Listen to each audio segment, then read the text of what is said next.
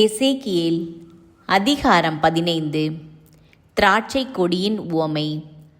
ஆண்டவரின் வாக்கு எனக்கு அருளப்பட்டது. மானிடா, காட்டில் இருக்கும் எல்லா மரக்கிளைகளையும் விட திராட்சை கொடி எவ்வகையில் சிறந்தது? ஏதாவது வேலை செய்ய அதிலிருந்து கட்டை எடுக்கப்படுகிறதா?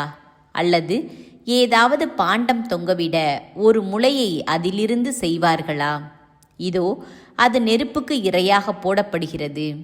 அதன் இரு முனைகளையும் நெருப்பு எரிக்கிறது. அதன் நடுப்பகுதி கருகிப் போகிறது. அது எந்த வேலைக்காவது பயன்படுமா?